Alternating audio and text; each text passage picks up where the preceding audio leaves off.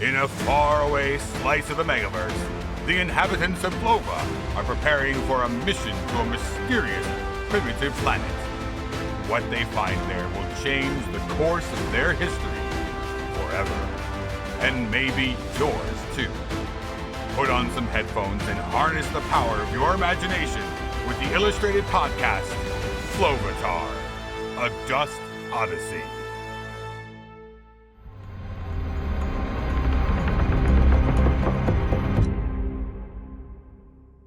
Franklin looked visibly shocked for a split second before regaining her composure. Quite the poor storyteller, aren't you? My mom doesn't have friends. You've got 5 Earth minutes to explain why you were waiting for us when we landed at the dump yesterday, why you aren't wearing a transit suit, and why you know so much about this planet when you don't have a Philosophlo. If your story doesn't stack up, we're placing you under arrest for attempting to sabotage this mission. I didn't even know you were coming here. That day at the dump, I was looking for this. He slipped his hand into his pocket, but Gellin was faster, retching Nick's arms back above his head. I'm just trying to take out the Game Boy to show you. Nick screeched through clenched teeth. Sure you are, Gellin barked. I am. This is my shop. I was looking for the missing Game Boy from that shelf, and I found it the day you all showed up. Where's Rebus? Gellin asked. We need to contact Flova Labs immediately. Maybe we can use the streamer. I locked him in the bathroom. The Flovans gasped. Temporarily, Nick clarified. The color drained from his face as he nervously swallowed to clear his throat. Okay, first things first. My real name is Nostos, not Nick. But that's the only lie I've told you. Here's the truth. The chain of events that brought me here to Earth nearly 50 Flovan years ago started way back, when I had much less hair in my beard, and more hair on my head. In the Flovan year 4920, I was 45, and my parents saved everything they had to send me to the Metaversity of Tangrapan to study computer science. They also hoped I would make a few friends, but I spent most of my time in my dorm pod, tinkering with various gadgets that I swiped from the campus lab. One night, while countless of my peers were celebrating Flova's football victory over the Kropos Wobblers, I snuck into the lab to grab a graphic holo card I needed for my latest gadget. Yes, I was a nerd. No need to dwell on it. When I reached into the closet where I had hidden it earlier in the day, the holo card was gone. It was then I noticed someone had been in the corner of the lab when I entered that night. Damus was sitting on a table and twirling my holo card in his hand. I had seen him around campus before, and knew he was like me, and that his parents gave up everything to send him to school. But he was not exactly like me. He had friends, which is why I didn't expect him to be in the lab that night. He asked me if I was ready to put a dent in the megaverse. My curiosity overtook my better judgment, and I agreed to check out a project he was working on. He had a brilliant idea, but his code was worthless. Okay, that's not totally fair. It was average. The idea, I mean. The code was shit. Damus wanted to create a network where students could rent out their psyche-likies to other students who might want one with wings or horns. I agreed to fix his code in exchange for the holo card, and our friendship was, well, not quite born, I guess. More like constructed as an experiment. It was a successful experiment. We spent all our days at school observing and creating. As a joke, we called ourselves Flova Labs. He was the vision, and I was the one who actually made everything work behind the scenes. That was okay with me. As I admit, I never would have sold anything to my richer classmates without his guidance. When we realized we were lacking the biochemistry knowledge to further advance our ideas, we added one more number to our group. Your mother, Reno Franklin. There were flashier science majors, but she was truly gifted in creatively pushing beyond her own limits. Plus, she didn't mind that I would go into holes where I could code and not speak to anyone for days at a time. She made me energy drink concoctions that would keep my eyes open even while I was on day 3 of a coding sprint. As we went through school, we were hyper aware that the gap between the haves and the have-nots on Flova was exponentially growing. So, we made a pledge to dedicate ourselves to finding ways to make the lives of the average Flovan a little easier. We put together prototypes of all sorts of gadgets that would give people access to things only the wealthy used to have. Little shortcuts to make life more fair. After we graduated, Damus encouraged me to make Flova Labs a legitimate company. We signed the paperwork together and began work on our first major product, the air sieve. It ran off technology that we designed to filter pollutants from the atmosphere, and Damus saw to it that it would be accessible for every sub-council on the planet. For the first time in my life, I was writing code that would make a noticeable difference in the lives of everyone I cared about. My parents would finally have clean air in their biosphere. That's when Reno discovered dust. You all have heard this story, I'm sure. There's not a scientist on Flova who would have discovered it like her, because she wasn't looking for it. She was undertaking experiments to make the filtration system truly carbon neutral. Instead, she found dust in the air, and soon we hired her at Flova Labs, and I developed the detection and extraction method so the dust could be harnessed as energy. It powered everything, to nearly 100 times the solar energy we had been using. Damus and I integrated it with all our inventions. I developed an AI that ran on dust called Data, which fueled a huge network to support our next big invention. At Damus's urging, I wrote the code for the EveryVend, a portal that allowed users to create any type of non-organic product and have it spit out within minutes. It was outlawed after a while. I'm sure it still is, but back then, it was a lifesaver for Flovans who couldn't afford the luxuries of the inner biospheres. Stop lecturing us on Flovan business history. You've got 2 minutes left. Franklin interrupted. Okay. Well, the history lesson is important because I'm not sure what you're taught in school anymore is the actual truth. The long and short of all of this is that the EveryVend's success led to the paralysis of choice pandemic, as the exponential increase in choice meant fewer and fewer Flovans could decide what to choose. That's so true. My mom remembers having a breakdown when she had to choose which curtains to put in my room as a child because of all the choices of colors and fabrics. Vasco inadvertently blurted out before Franklin's stare silenced her. Nostos continued. Exactly. You've probably been led to believe this happened because of the migration of the Tagreb immigrants and pollution in the air. The truth is that this was the direct consequence of overconsumption and the proliferation of personalized choice sparked by the EveryVend. That's the reason why I invented assisted thought. This shocking revelation sent the Flovan's heads spinning. As Gellin and Fasco verbally decried this idea, Nostos waved his hands. I admit it was Damus's idea, especially the name, but I wrote the code. It would use a new, more powerful AI that I had invented called Big Data, combined with dust to advise anyone on the ideal choices for their day. It was a huge success, and assertive decision-making became the norm practically overnight. It was a miracle. And then, it was my nightmare. The success lit a fire in Damus when he realized with a small tweak, AT could be optimized to control decisions rather than help Flovans make them. He could make them do anything, drink whatever he wanted, listen to every speech he gave. We'd have a planet that was entirely reliant on Flova Labs and our products. When he came to me with this awful idea, I only had one choice. I refused point blank to make the update and threatened to delete all the source code and switch off Big Data. Whatever endemic might ensue, it couldn't be worse than robbing Flovans of their autonomy. Nostos paused for a second to assess the room. Damus, one of my only friends in the Megaverse, flew into a vicious rage. I had expected him to try to convince me to his side. Being the gifted orator he was, Flovans listened to his every word, even without AT. But I hadn't expected him to be so angry. As I left, he was still screaming at me and threatening to have me arrested. On what charge? It didn't matter. He had all the head counsel in his pocket at that point. So I holed myself up in my apartment, and when Flova Lab security came to apprehend me, I managed to use the meta highway to get here to Earth. Enough. Franklin scoffed. That's a wonderful tale you've thought up, but you've got a booster-sized hole in your story. Flova Labs didn't have a way to translate to Earth until about 10 years ago, when we used boosters to expand the range of Megaverse travel. Or did you invent that too? No, boosters must have been a later invention. But I did invent the translator that was used for the first successful voyages on the meta highway. Everyone's eyes couldn't get any wider at this news, so they just shook their heads in disbelief instead. Well, if I'm honest, I had a little help with that one. You'll all know about the discovery of the meta highway, when a Flova Labs delivery crew stumbled across part of a map amongst the ruins of an ancient civilization. Yes, we know all about that. The intercepted message from the moon in the Prut system, and the haul of artifacts that were brought back to Flova.